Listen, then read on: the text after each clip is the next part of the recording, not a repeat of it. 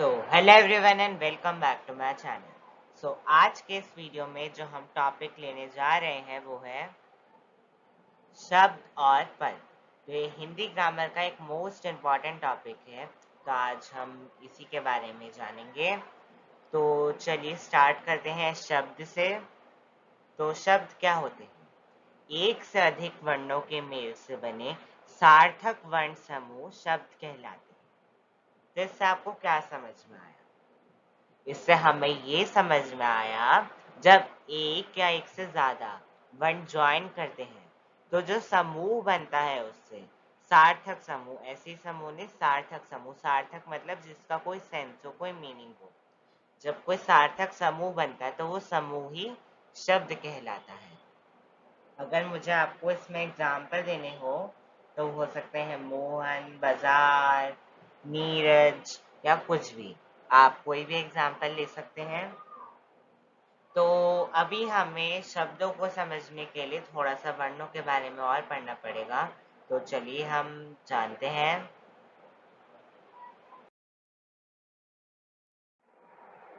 तो अब वर्ण, तो वर्ण क्या होते हैं? हिंदी भाषा में प्रयुक्त सबसे छोटी इकाई वर्ण। क्या होते हैं वर्ण? भाषा की जो मूल इकाई होती है वो ध्वनियां वर्ण कहलाती है, मतलब सबसे छोटी इकाई। इसके और टुकड़े नहीं किए जा सकते। वर्ण से छोटा कुछ नहीं होता। अब उदाहरण के लिए मैंने यहाँ दो शब्द लिए हैं, कमल और राम। तो इसमें देखिए जो कमल है वो कैसे बना है। आपको पहले इसके लिए वर्ण विच्छेद आना चाहिए। तो मैं आपको बता दूं कि अगर कहीं व्यंजन आता है और उसके आगे कोई मात्रा नहीं लगी होती तो वहाँ पे आ लगता है। और अगर उसके आगे कोई मात्रा लगी होती है, जैसे रा के आगे बड़ा की मात्रा लगी है, तो वहाँ बड़ा आ ही आएगा वर्ण विच्छेद में। तो अब हम देखते हैं यहाँ पे कि ये कमल कैसे बना। का प्लस आ प्लस मा प्लस आ प्लस ला प्लस आ। जब इन सबको प्लस करेंगे तो हमें क्या मिलेगा? कमल। तो जो ये सारे थे, ये क्या थे? ये वर्ण है। अब देखिए कमल कितनी मूल ध्वनियों या फिर वर्णों से बना है? 6 वर्णों या मूल ध्वनियों से बना है। अब हम ऐसे ही राम को देखते हैं। तो रा प्लस आ प्लस मा प्लस आ, क्या बना? राम। तो ये देखिए ये एक शब्द है राम और ये वर्णों के मेल से बना है। तो यही समझाने के लिए मैंने आपको बस वर्णों के बारे में बताया है, बाकी आपने वर्णों के बारे में ज्यादा पढ़ा ही होगा। तो अब हम चलिए आगे बढ़ते हैं। तो अब हम शब्द के बारे में थोड़ी सी और इन्फॉर्मेशन लेते हैं। तो शब्द वर्णों के मेल से बनते हैं, ये मैंने अभी आपको विद प्रूफ शो कर दिया। सेकंड, शब्द सार्थक वर्ण समूह है। सार्थक मतलब जिनका कोई मीनिंग हो, कोई सेंस हो, वही शब्द कहलाते हैं। वर्णों का वही समूह शब्द कहलाता है जिसका प्रयोग स्वतंत्र रूप से होता है। स्वतंत्र का मीनिंग यहाँ पे ये है कि मतलब ये किसी भी बाउंडेशंस में नहीं होते। जैसे कि अगर मैं कोई भी शब्द बोलूं, जैसे मैं राम बोलूं, तो ये स्वतंत्र है। इसमें अभी हमने कोई इसको किसी भी रूल से हमने इसको बाउंड नहीं किया है, तो इसलिए ये स्वतंत्र होते हैं। तो यही थे शब्दों के बारे में कुछ इम्पॉर्टेंट इंफॉर्मेशंस। एंड मैं आपको बता दूं कि जो भी मैं आपको बता रहा हूँ ये बहुत इम्पॉर्टेंट चीज़ें हैं। आप इनका साइड बाय साइड स्क्रीनशॉट भी लेते जाइए। आपके फ्यूचर के लिए जब आपको ये याद करना होगा तो आप इसे अपने स्क्रीनशॉट से देख के पढ़ सकते हैं और लर्न भी कर सकते हैं। अब हम आगे बढ़ते हैं।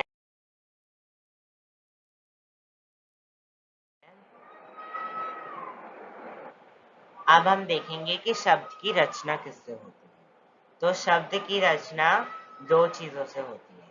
सबसे पहले ध्वनि। देखिए अभी आपने देखा कि जो ध्वनियां थी, जो वर्ण थे, वो जब मिले तो उन्हीं से ही शब्द बना। और सेकंड, अर्थ। मैंने अभी आपको बताया कि उनका कोई मीनिंग होना चाहिए, कोई उनका सेंस होना चाहिए। तो इन्हीं दोनों से शब्द की रचना होती है। तो ये भी बहुत इंपॉर्टेंट है, आपसे पूछ सकते हैं कि शब्द की रचना किससे होती है, तो ध्वनि से और अर्थ से। अब हम और आगे बढ़ते हैं।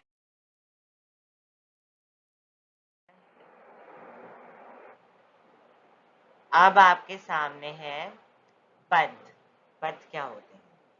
जब कोई शब्द, देखिए शब्द ही व्याकरण के नियमों, जब भी कोई शब्द व्याकरण के नियमों में प्रत्यय, उपसर्ग, वचन, लिंग, कारक, पुरुष आदि में बंधकर किसी वाक्य में प्रयुक्त होते हैं, तो वह शब्द स्वतंत्र ना रहकर पद बन जाता है।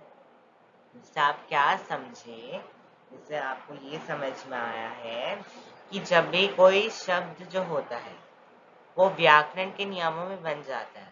अब व्याकरण के नियम क्या क्या हो गए? प्रत्यय हो गए, उपसर्ग हो गए, वचन हो गए, लिंग हो गए, कारक, पुरुष, या फिर जितने भी आप ग्रामर के टॉपिक पढ़ते हैं, जब ये उनमें बंध जाते हैं, मतलब ये एक सेंटेंस बन जाते हैं, ये एक वर्ड ना रहकर ये एक सेंटेंस में बन जाते हैं, तो वो जो सेंटेंस में जो जो वर्ड होता है, जो जो शब्द होता है, वो पद बन जाता है और अभी स्वतंत्र नहीं रहते, क्योंकि ये व्याकरण के नियमों में बन जाते हैं।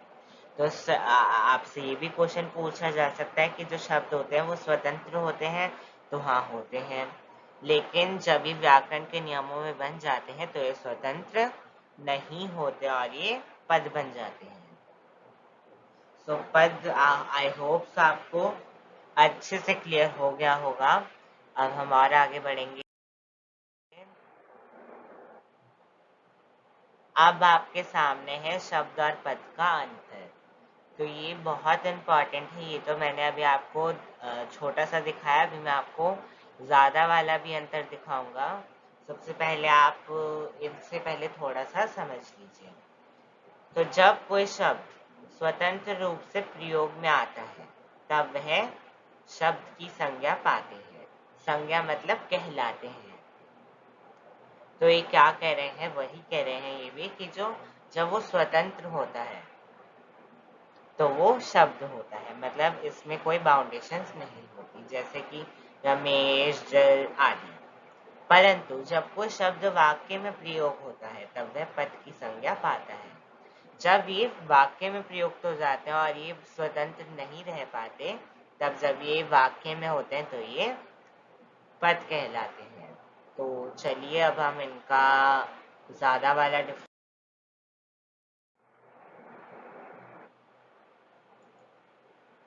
देखिए, अब आपके सामने है शब्द और पद के बीच में जो मेजर डिफरेंस होता है वो।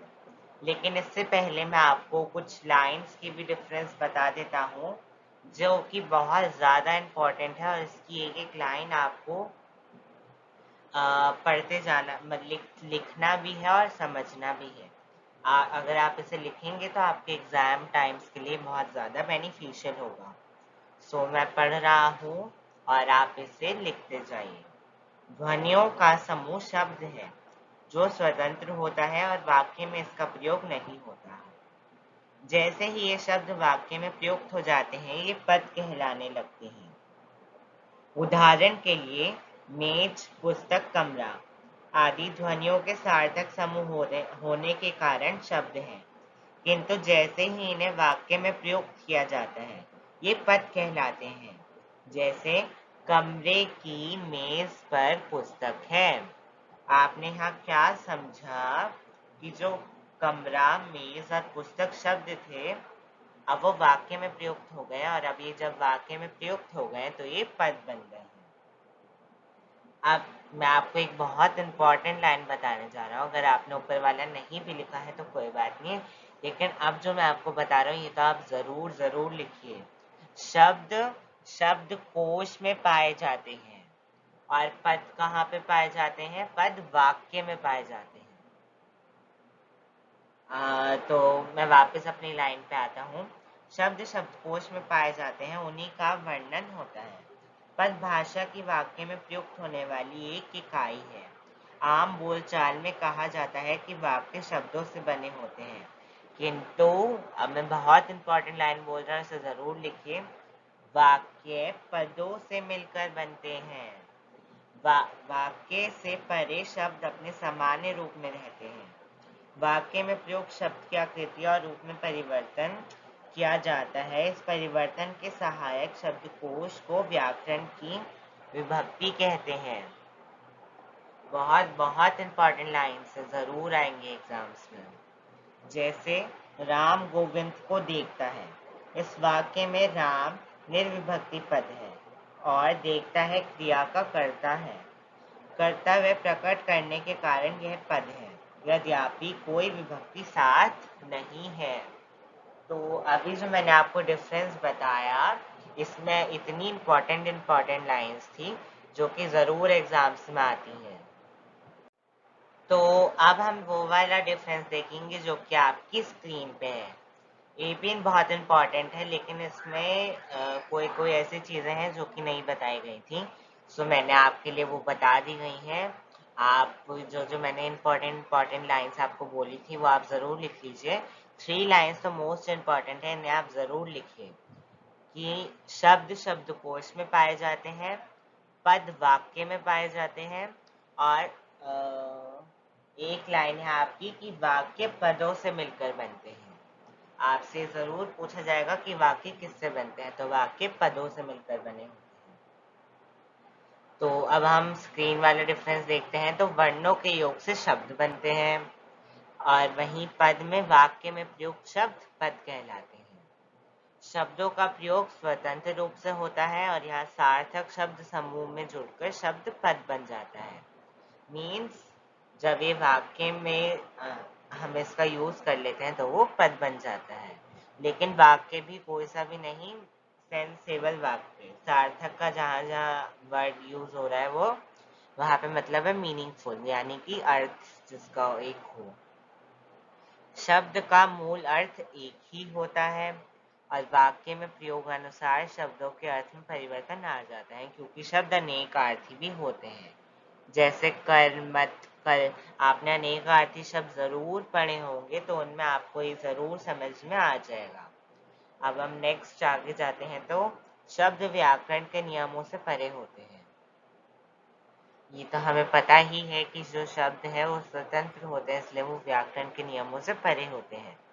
शब्द जब वाक्य में प्रयोग करने शब्दों के साथ व्याकरणिक इकाई में बन जाते हैं तो वह पद बन जाता है, और जब ये वाक्य में प्रयुक्त हो जाते हैं तो ये पद बन जाते हैं। इसमें ऐसा कुछ भी नहीं है जो आपको लर्न करना पड़े, आपको बस अंडरस्टैंडिंग होनी चाहिए। अगर आप ये समझ जाएंगे तो बस आप कोई सा भी क्वेश्चन आ जाए तो आप वो इजीली कर पाएंगे। तो अब हम आगे।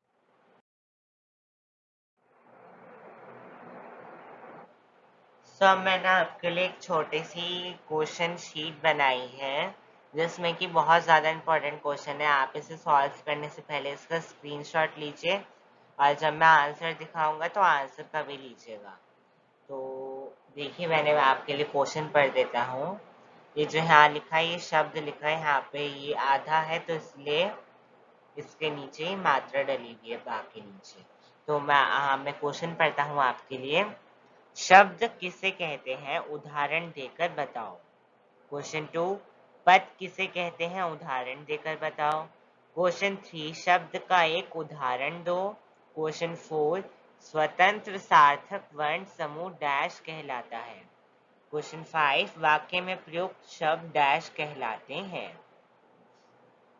ये बहुत इंपॉर्टेंट क्वेश्चन है। इनमें से अगर आपका एग्जाम है तो उसमें ये इनमें से कोई ना कोई क्वेश्चन ज़रूर आएगा।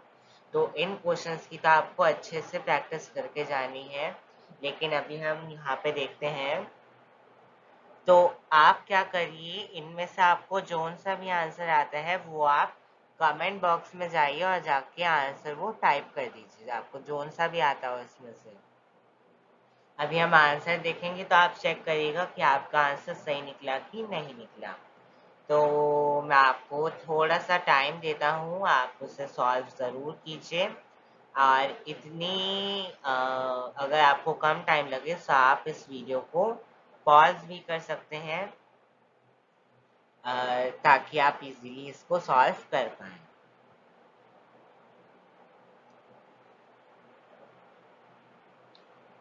और ये बहुत इजी क्वेश्चंस है, बस इनके लिए आपको अंडरस्टैंडिंग होनी चाहिए। अगर आपको अंडरस्टैंडिंग हो गई तो आप आंसर्स इजीली फॉर्म कर पाएंगे। So I think enough time is given, और अब इनफ टाइम तो नहीं था फिर भी, लेकिन फिर वीडियो ज़्यादा बड़ी हो जाएगी, इसलिए मैं आपको ज़्यादा टाइम नहीं दे पाऊँगा।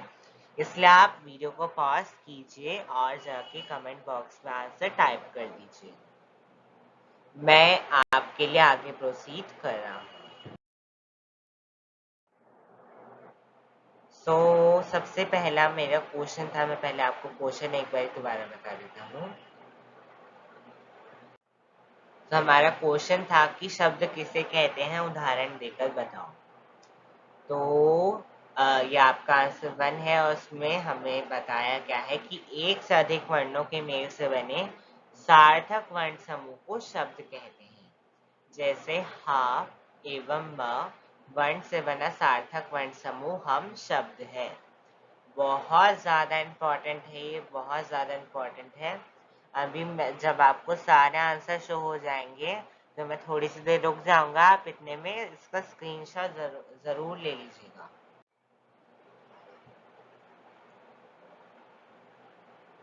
तो अब जब कोई शब्द व्याकरण, पहले क्वेश्चन था हमारा कि पद किसे कहता हूँ, उदाहरण देकर बताओ। तो इसी का आंसर है कि जब कोई शब्द व्याकरण के नियमों प्रत्यय, उपसर्ग, वचन, लिंग, कारक, पुरुष आदि में बनकर किसी वाक्य में प्रयुक्त होता है तो वह शब्द स्वतंत्र शब्द ना रहकर पद कहलाता है। जैसे सन्यासी सोता है, प्रस्तुत वाक्य में सन्यासी शब्द पद है। यहाँ पे इस जो सन्यासी शब्द है ये पद है, लेकिन अगर मैं बस सन्यासी बोलूं तो वो शब्द है। लेकिन अगर मैं बोलूं सन्यासी सोता है तो यहाँ पे जब सन्यासी यूज हुआ है तो वो पद है। अब हम अपने नेक्स्ट क्वेश्चन की तरफ प्रोसीड करते हैं। तो नेक्स्ट क्वेश्चन वाज, हमारा नेक्स्ट क्वेश्चन था शब्द का एक उदाहरण लिखिए।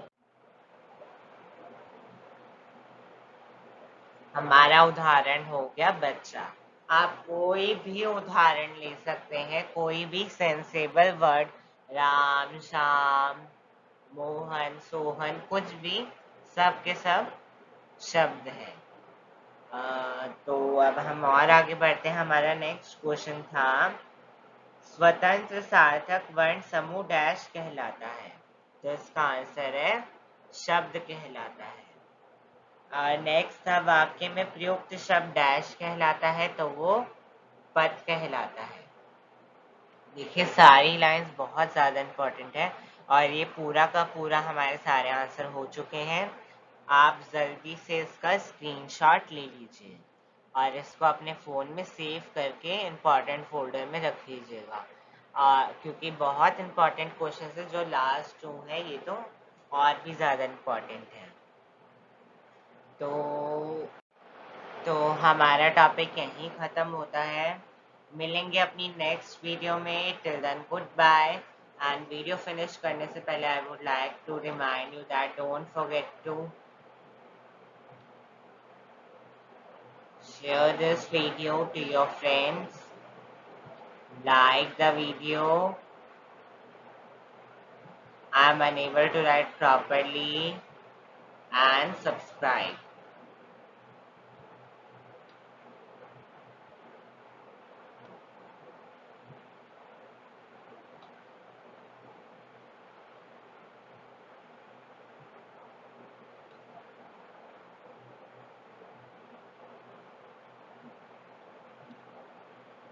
एंड आई होप सो आपको टॉपिक क्लियर हो गया होगा। अगर कोई थोड़ा सा भी डाउट है तो आप कमेंट सेक्शन में पूछ सकते हैं।